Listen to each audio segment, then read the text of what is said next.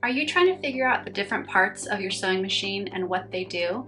I'm Liz from No Trace, and in this video I'm going to walk you through the basic parts of a sewing machine and what their purpose is. So let's go!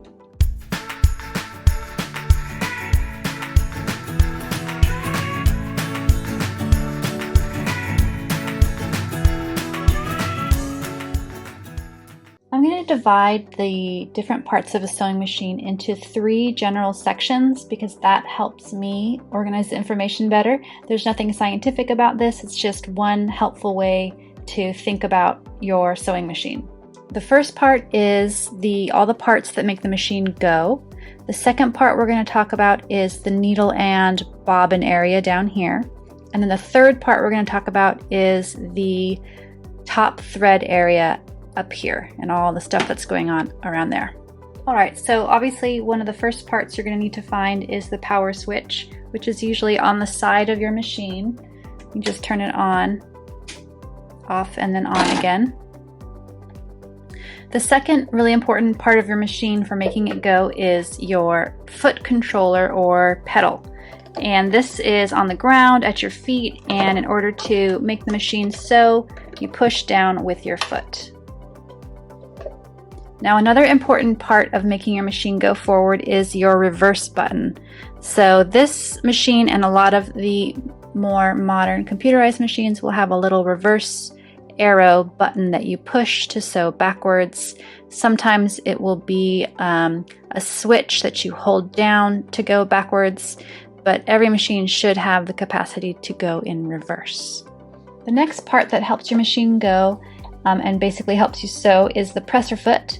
And most machines come with at least a couple of different kinds of presser feet, and they usually have a lever in the back behind this upper arm area that helps you move the presser foot down and then up. And when you're going to be ready to sew, it needs to be in the down position. Now, some presser feet are attached, they just sort of pop on and off. Like this one has a switch in the back or a little button you push, and it pops the presser foot off. And then when you're ready to attach it, you just get it back under there, lower the lever,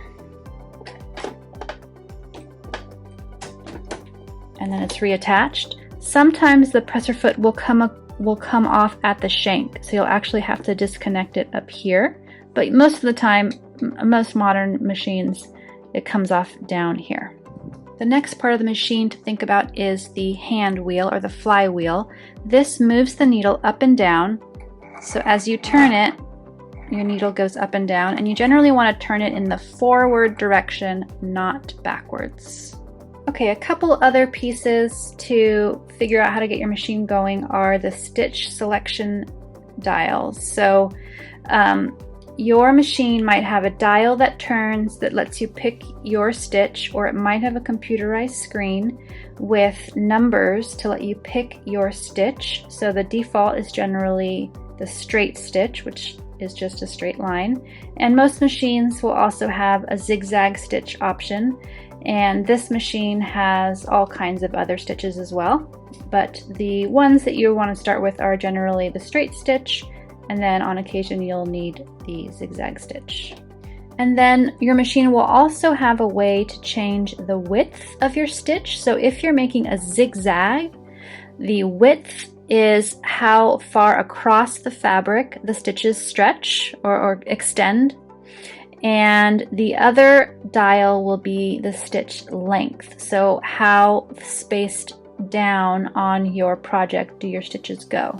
So your machine probably has some sort of defaults, and you can adjust the stitch length by turning that dial, and you can adjust your stitch width by turning that dial. Now, the stitch width will only apply to stitches that have some kind of side-to-side motion, like a zigzag stitch. So if you're doing a straight stitch, you can't really change the width. Okay, now we're going to move on to the second part of the sewing machine, which I've organized in terms of the needle and what's going on in the needle and the bobbin area. So your machine should have a needle on it, and the needle is held in place with usually some kind of pin or screw on the side, so if your needle breaks, you would turn this to pull the broken needle out of its spot. Or if your needle's old and it needs to be changed, you would loosen this pin and pull the needle out, and then put your new needle back in place, and then tighten this screw or this pin part of your machine. Now, in front of the needle is a bar or some kind of wire to hold the thread near the very base of your needle. So that's sort of like a needle bar or needle wire. Now, under the needle is the needle plate. It's also called the throat plate. That's this sort of metal area here that often has it has some numbers on it to indicate how large your seam is. And if you need to get in there, there's usually a couple screws that come out in order for you to take this plate off and get into the inner workings of your needle plate area. And most machines will come with some kind of a little handy tool to get into these screws so that you can open it up. But if you have lost that, or your machine didn't come with that, any screwdriver should fit just fine in that spot. Now, also in this area are the feed dogs. So I'm going to pop the presser foot off so you can see the feed dogs, which are these little ridges that help catch your fabric and move it forward as you're sewing. And the feed dogs go up and down as you sew. So I'm turning the hand wheel by hand here, and you can see the feed dogs are moving up and down, and that helps your fabric move through as you sew. Also in this area of the machine is an extension plate or arm that usually has a little compartment for storing all of your tools. And it usually comes off of your machine when you need more space or when you need to get into your bottom bobbin. So I'm going to pull this off.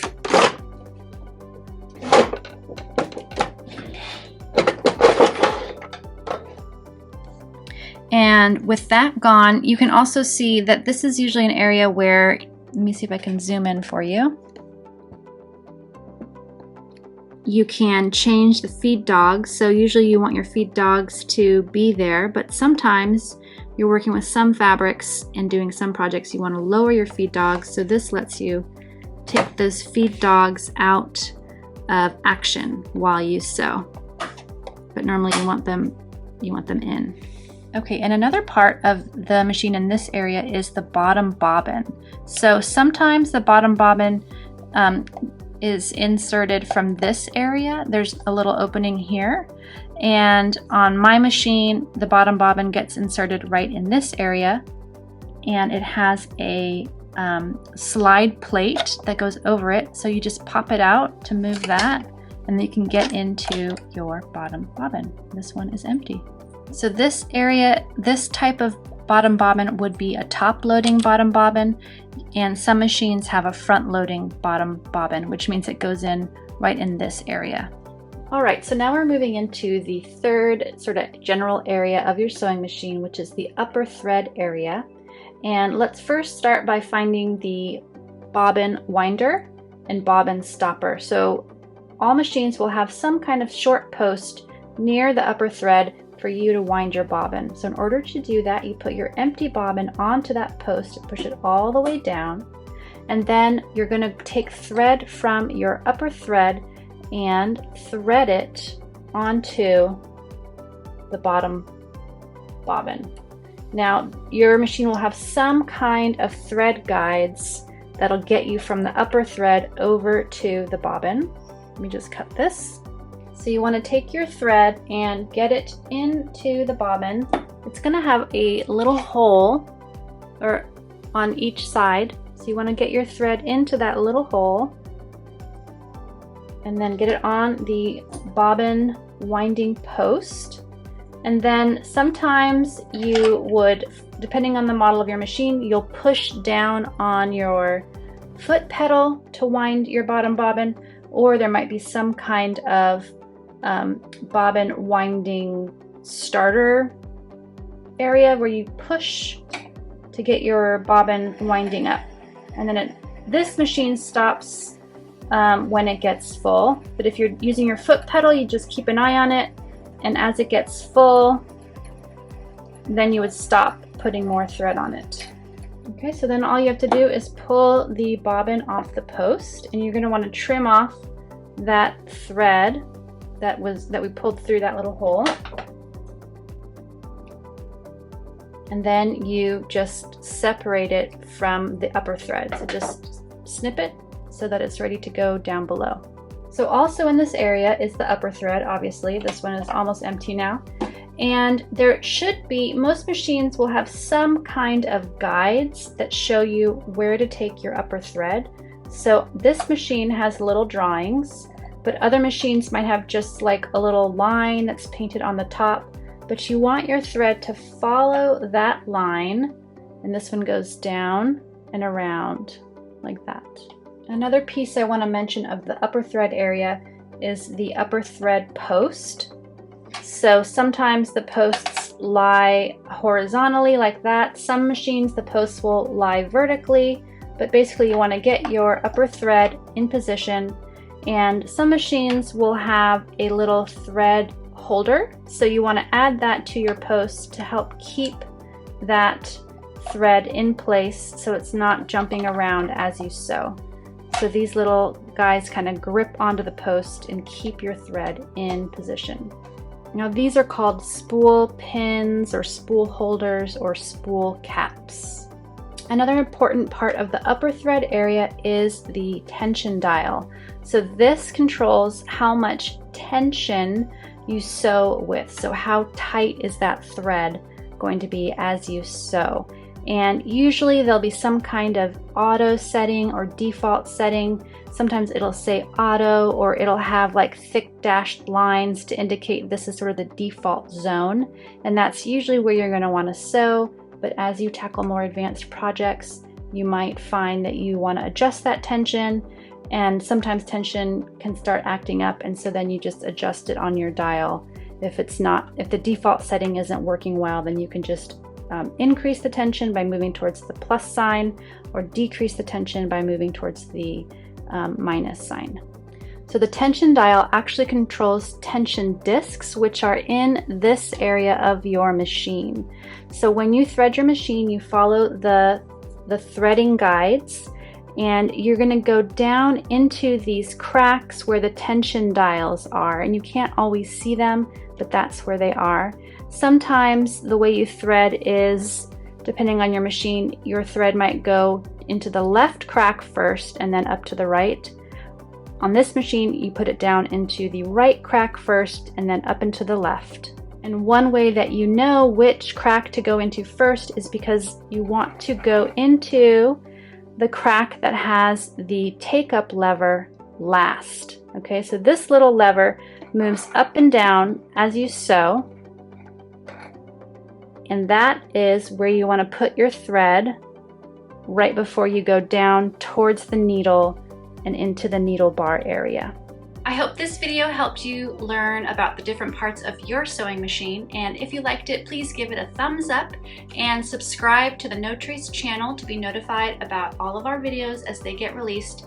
Every Wednesday we put out a new video on zero waste sewing tips and tutorials and zero waste living. So we'll see you very soon.